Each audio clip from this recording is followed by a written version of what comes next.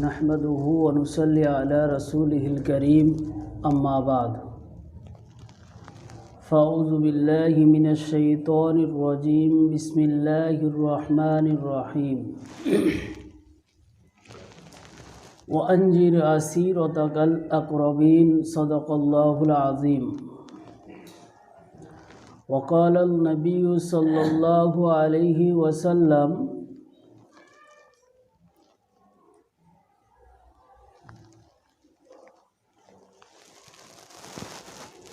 मन अहब्ब सुन्नती फ़क़द अहब्बनी व मन अहब्बनी कान मई फ़िल जन्ना औ कमा क़ाल अलैहि सलातु वस्सलाम व क़ाल अल्लाहु तआला फ़ी शान हबीबिही मुख़बिरा व आमिरा इन्नल्लाहा व मलाइकतहु युसल्लूना अलन नबी या अय्युहल्लज़ीना आमनू सल्लु अलैहि व सल्लिमू तस्लीमा। मोहब्बतेर साथे दरूद शरीफ पढ़ी। अल्लाहुम्मा सल्लि अला सय्यिदिना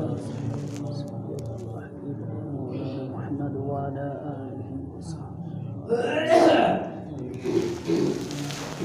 আলহামদুলিল্লাহ। সমস্ত প্রশংসা গুণগান তারিফ সেই মহান আল্লাহ পাকের জন্য, যে আল্লাহ সুবহানাহু ওয়া তাআলা আমাদেরকে দুনিয়ার খারাপি থেকে বাঁচিয়ে 18,000 মখলুকাতের শ্রেষ্ঠ মখলুকাত করেছেন এবং তার সাথে সাথে শ্রেষ্ঠ নবীর শ্রেষ্ঠ উম্মত করেছেন।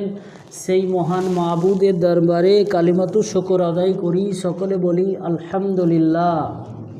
তারপরে আল্লাহ পাকের দরবারে যেরূপ শুকরিয়া তার পেয়ারা রাসূল সাল্লাল্লাহু আলাইহি ওয়াসাল্লামের উপরে লাখো কোটি দরুদ ও সালামের নজরানা, সকলে বলি সাল্লাল্লাহু আলাইহি সাল্লাম। আর আল্লাহ পাকের অযাচিতভাবে করুণা এবং রহমতের ধারা বর্ষিত হোক তার সকল নেক বান্দা ও বান্দীদের উপরে, সকলে বলি আল্লাহুম্মা আমিন। নামাজি মুসল্লি আল্লাহ বালা নবী প্রেমিক ভাই ও বাবাজিরা, আমরা প্রত্যেকে মুসলমান, ইমানওয়ালা, কালমাওয়ালা। আমরা আল্লাহর বান্দা আর নবী পাক সাল্লাল্লাহু আলাইহি ওয়াসাল্লামের আমরা উম্মত। আর আমরা কেউ এইখানে আসতে চাইনি। আল্লাহ আমাদেরকে দয়া করে, অনুগ্রহ করে, আমাদেরকে ছাঁটাই বাছাই করে আমাদেরকে পাঠিয়েছেন। আমরা কেউ দুনিয়ায় আসতে চাইনি, আল্লাহ সুবহানাহু ওয়া তাআলা আমাদেরকে পাঠিয়েছেন। আবার আমরা কেউ যেতে চাইব না, আমরা কেউ দুনিয়া ছেড়ে যেতে চাইব না, কিন্তু আল্লাহ সুবহানাহু ওয়া তাআলার ডাক আসা মাত্রই আমাদেরকে চলে যেতে হবে। কেন? আল্লাহ কোরআনের মধ্যেই বলছে যে ফাইদা যা আজালুহুম লা ইস্তাখিরুনা সাআতাও ওয়া লা ইস্তাকদিমুন, যে যখন যে টাইম নির্ধারণ করা রয়েছে সেই টাইমের 1 সেকেন্ড এদিক আর ওই দিক করা হবে নি। তাকে নির্দিষ্ট টাইমেই আমি আল্লাহ তাকে ডেকে নেব। আল্লাহ আরও অপর জায়গায় বললেন যে কুল্লু নাফসিন যায়িকাতুল মাউত, যা প্রত্যেকটা নফসকে, যাদের জীবন আছে তাদেরকে মৃত্যুর স্বাদ গ্রহণ করতেই হবে। অতএব আমার কিসের অহংকার? আজকে আমার কিসের এত অহংকার? আমি ভাবছি আজকে আমি এই কম বয়স, আমাকে 60 বছর বাঁচবো, এই তো 10 বছর, এখন 50 বছর বাকি আছে। কিন্তু ভাই ও বাবাজিরা, না, এটা হচ্ছে সবথেকে ভুল ধারণা যে আমার বয়স বাড়বে। বয়স কিন্তু বাড়ে না, বয়স কমে যাচ্ছে, হায়াত কমে যাচ্ছে। আমার নির্ধারিত হয়ে গেছে। যখন বাচ্চারা, একটা উদাহরণ বলি, বাচ্চারা যখন বল খেলে, ক্রিকেট বল, তখন দেখবেন 1 2 3 4 5 করে রান লিখে প্রথমে 100 পর্যন্ত দিয়ে দিল, তারপরে যখন 1 রান হবে একটা টিক দিয়ে দিল। তাহলে সে নির্ধারণ করে রেখেছে 100, আর ওভারের বল যখন হয়, বল করে একজন, সেটা ওভার বলে। এখন বল হয় 6টা, একটা ঘর টেনে সেখানে 6টা 6 পর্যন্ত লিখে। এখন যখন একটা বল হয়ে গেল একটা দাগ দিয়ে দিল, আর একটা বল হয়ে গেল আর একটা দাগ দিয়ে দিল, তা সেটা কি বল বাড়ছে কমছে? কি 3টি বাকি আছে। 3টে যখন দাগ দিয়ে দেওয়া হলো, তার মানে কি 3টে বল বাড়ছে না কমছে গো? কমছে। অতএব এইরকমই বয়স আমার নির্ধারণ করে দিয়েছে আমার আল্লাহ, যে বান্দা তুই দুনিয়ায় যা, তুই দুনিয়ায় যাবি, তোর বয়স হায়াত হবে 60 বছর, তোর বয়স হবে 10 বছর, তোর বয়স হবে 100 বছর, তোর বয়স হবে 5 বছর, তোর বয়স হবে 1 দিন, তোর বয়স হবে 1 ঘন্টা, তোর বয়স হবে 1 মিনিট, 200 বছর, তোর বয়স হবে 1 সেকেন্ড। শুধুমাত্র তুই মায়ের গর্ভ থেকে ডেলিভারি হবি, আর আমি আল্লাহ আমার ডাকে তোকে সাড়া দিয়ে চলে আসতে হবে। হচ্ছে না হয়নি গো? আবার কাউকে বলছে তুই শুধু মায়ের পেটেই জীবিত থাকবি, আর তোকে দুনিয়াতে জীবিত পাবে না। হচ্ছে না হয়নি গো? বলে এখন বিরাট বৈজ্ঞানিকেরা, ডাক্তারের পদ্ধতি বিরাট, বলে আরে বাচ্চা 9 মাস হলে পারা মরে যাবে, তো 7 মাসে তুলে নে। 7 মাস পর্যন্ত বাচ্চা ভালো আছে দেখেছে, যে পদ্ধতিতে দেখেছে, দেখার পরে বাচ্চা সুস্থ আছে ভালো আছে, বলে তো তুলে নে। অপারেশনে করে বাচ্চা যখন তুলেছে, বাচ্চা মারা। বাচ্চা যতক্ষণ পেটের ভিতরে ছিল তখন সুস্থ ছিল, ভালো ছিল, কেন আল্লাহ তো তাকে বলে দিয়েছে তুই মায়ের পেটে যতদিন থাকবি ততদিন জীবিত, তারপরে তো দুনিয়ার মুখ তোকে দেখতে হবে না, তোকে দেখাবো নি আমি আল্লাহ। তো সেরকম আমাদের হায়াত নির্দিষ্ট করে দেওয়া রয়েছে, তাই সেই নির্দিষ্ট হায়াত থেকে টুকটুক টুকটুক করে কেটে যাচ্ছে।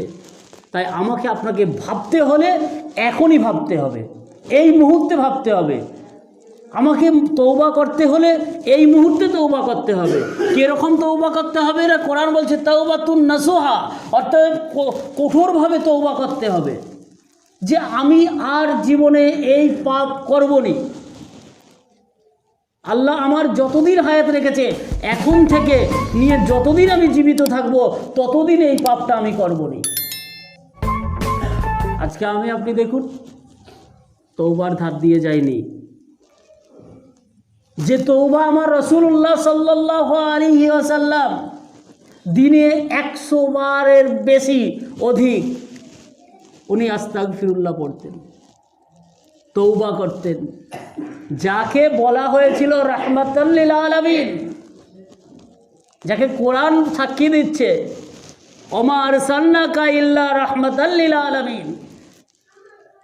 আমার হাবিব দোস্ত, আমি যেমন বিশ্ব জাহানের, আমি যেমন সমস্ত জাহানের জন্য আমি হলাম রব্বুল আলামিন, তুমি হলে সেই রকম সমস্ত জাহানের জন্য রহমাতাল লিল আলামিন।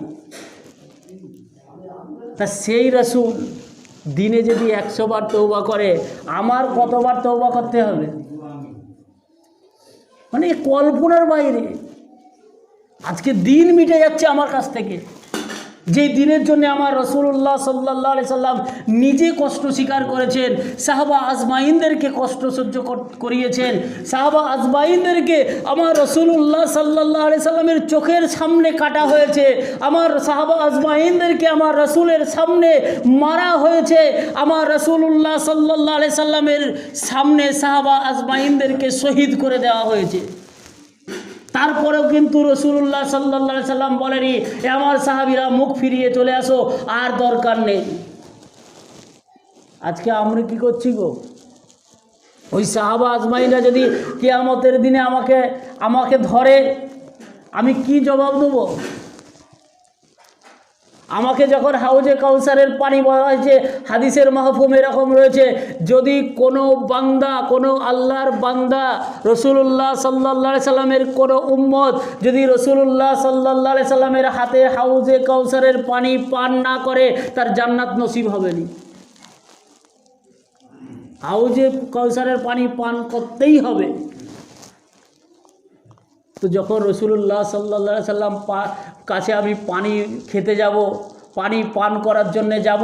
আমার রাসূলুল্লাহ সাল্লাল্লাহু আলাইহি সাল্লাম যদি আমাকে জিজ্ঞাসা করে, এ আমার উম্মত, তুই বল আমার চোখের সামনে আমার গরিব সাহাবাদেরকে কেটে দিয়েছিল, আমার গরিব সাহাবীরা সেখানে শহীদ হয়ে গিয়েছিল, আমার জন্য মোবারক শহীদ করে আমি খুন মোবারক জমিনে লুটিয়ে দিয়েছিলাম, আমাকে বেহুশ করা হয়েছিল, তবুও সেই দিনকে তোমাদের কাছ পর্যন্ত পৌঁছে দিয়েছিল আমার সাহাবা আজমাইনরা।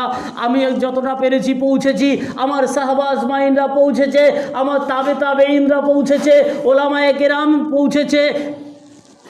আর সেই দিন তোদের কাছ থেকে মিটে যাচ্ছিল, তোরা কত কদর করেছিলি আমি বলতে পারবো তো? সেই দিনে যদি আমি মুখ না বলতে পারি, আমার আর নসিবে হবে নি পানি। সাহাবা আজমাইনরা যখন জিজ্ঞাসা করবে কি উত্তর দেবো? মুতার যুদ্ধের সময় আমার রাসূলুল্লাহ সাল্লাল্লাহু আলাইহি সাল্লাম মসজিদে নববীতে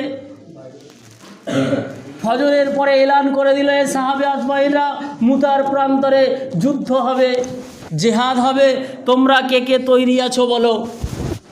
সমস্ত সাহাবী সেদিনে এক বাক্যে দাঁড়িয়ে বলেছিলেন, লাব্বাইক ইয়া রাসূলুল্লাহ, আমরা তৈরি রয়েছি। সেদিনে রাসূলুল্লাহ সাল্লাল্লাহু আলাইহি সাল্লাম 3 জন সাহাবীকে কমান্ডার তৈরি করলেন। হযরতে যায়েদকে প্রথম কমান্ডার করলেন, প্রথম সেনাপতি যায়েদ তুমি হবে, দাঁড়িয়ে যাও। তারপরে এদিক দিয়ে বললেন জাফর বিন আবু তালেব তুমি হবে দ্বিতীয় কমান্ডার, দ্বিতীয় সেনাপতি। তারপরে হবে আব্দুল্লাহ বিন রাওহা, তুমিও দাঁড়িয়ে যাও, যাও তোমরা 3 জন চলে যাও। তারপরে যদি তোমাদের কোনো সেনাপতির প্রয়োজন হয় তাহলে তোমরা নিজেদের মধ্যে মাশওয়ারা করে যাকে পারবে তাকে সেনাপতি নিযুক্ত করে নেবে, আমির তৈরি করে নেবে, তোমরা জিম্মেদার তৈরি করে নেবে। বলে যাও তোমরা যে যার বাড়ি থেকে চলে যাও, যে যার ক্ষমা চেয়ে চলে আসো, শেষ বিদায় জানিয়ে চলে আসো। হযরতে যায়েদ দাঁড়িয়ে সঙ্গে সঙ্গে দাঁড়িয়ে বলছে, ইয়া রাসূলুল্লাহ, ইয়া হাবিবাল্লাহ, সেই ছোট্ট থেকে আপনার কাছে লালিত পালিত হয়েছি, আমার তো বাপ বলতে আমি যদি কাউকে জানি তো আপনাকেই জানি ইয়া রাসূলুল্লাহ। তো আপনি তো আমার সামনে রয়েছেন, আপনি তো আমাকে যুদ্ধের অর্ডার দিয়েছেন, আমি চলে যাচ্ছি। আর আমার মা হযরতে আয়েশা সিদ্দিকা রাদিয়াল্লাহু তাআলা আনহা, উনি হুজরার মধ্যে রয়েছেন, ওনাকে আমার শেষ সালামটুকু আপনার মাধ্যমে পৌঁছে দিচ্ছি ইয়া রাসূলুল্লাহ, আপনি আমার মা যে শুধু সালামটা দিয়ে দেবেন, আমি এখান থেকেই তৈরি আছি। জাফর বিন আবু তালেব চলে গেলেন বাড়িতে, যে বলছে বিবি আজকে একটা খুশির খবর আছে। বলছি কি খুশির খবর? বলে রাসূলুল্লাহ সাল্লাল্লাহু আলাইহি সাল্লাম মুতার প্রান্তরে যে যুদ্ধ হবে সেই যুদ্ধের আমাকে সেকেন্ড কমান্ডার করেছে, সেকেন্ড সেনাপতি করেছে, আমি তো শহীদ হয়ে যাব, তাই আমি একটা বিরাট খুশির খবর দিলাম, তুমি হবে শহীদানের বিবি ও কিয়ামতের দিনে। অতএব বিবি তুমি আমার তরবারি আর ঢালটা দিয়ে দাও। বিবি বলেছিলেন আসুন, আসো, তরবারি দিচ্ছি। বাইরে গিয়ে বলছে, আমার স্বামী আমি একটুখানি শুধু দোয়া করব আর তুমি একটু আমিন আমিন বলবে। বলছে ইয়া আল্লাহ, আমার স্বামী যুদ্ধের ময়দানে যাবে, আমার স্বামী বীর বিক্রমে যুদ্ধ করবে, আর আমার স্বামী কোনো মুহূর্তে পিছু হাঁটবে না, আমার স্বামী কাফেরদেরকে কুচো কাটার মতো কেটে জাহান্নামে পাঠিয়ে দেবে, আর যখন যুদ্ধ শেষ হয়ে যাবে আমার স্বামীকে আমার কোলে ফিরিয়ে দেবেন। সঙ্গে সঙ্গে জাফর বিন আবু তালেব তরবারিটা খাপ থেকে খুলে উল্টা দিক দিয়ে মারলেন হাতে, বললেন বিবি তোমার সব দোয়া আল্লাহ কবুল করবে, এই দোয়া কবুল করবে নি, তার কারণ আমাকে দ্বিতীয় কমান্ডার করেছে, আমার প্রথমে একজন কমান্ডার আছে, প্রথমে একজন সেনাপতি আছে, আর পরেও একজন সেনাপতি আছে, অতএব আমি শহীদ হব। কথা বলুন, আজকে আমি আপনি বুকে হাত দিয়ে বলি, যদি কেশপুর যায় এখন আর আমার যদি 12:30 যদি মউত হয়, যদি আমাকে কেউ বলে যে 12:30 তুই গেলেই মেরে দিবে, আমি যাব? কি গো, যাব? আমার সাহাবা আজমাইনরা জানে আমি যুদ্ধের ময়দানে শহীদ হব, তবুও তিনি বেরিয়ে গেলেন।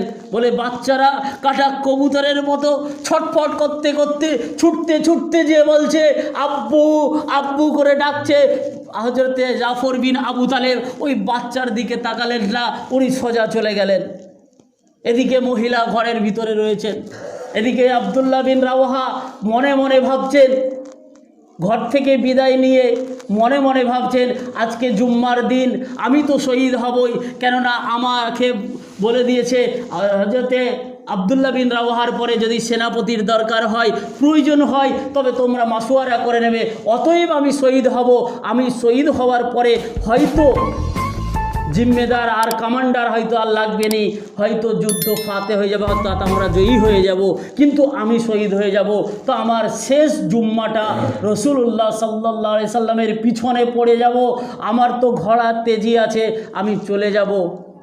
এই ভেবে উনি রয়ে গেলেন। আমার রাসূলুল্লাহ সাল্লাল্লাহু আলাইহি সাল্লাম জুম্মার পরে আব্দুল্লাহ বিন রাওয়াহাকে বলছে, আব্দুল্লাহ বিন রাওয়াহা, তুমি যুদ্ধের ময়দানে যাওনি? বলছে, ইয়া রাসূলুল্লাহ, আমার মনের এই তামান্না ছিল, তাই রয়ে গেছি, আমার ঘোড়ার তেজি আছে, যে সাথ ধরে নেবো সাথীদের। বলে, তুমি কি চাও না তোমার সাথীদের সাথে জান্নাতে যেতে? তোমার সাথীরা 500 বছর আগে জান্নাতে যাবে, তুমি 500 বছর পরে জান্নাতে যাবে। আজকে আমি আপনি ভাবছি পরে পরে করব দিনের কাজ, পরে করব নামাজ, পরে করব রোজা, এখন তো অনেক বাকি।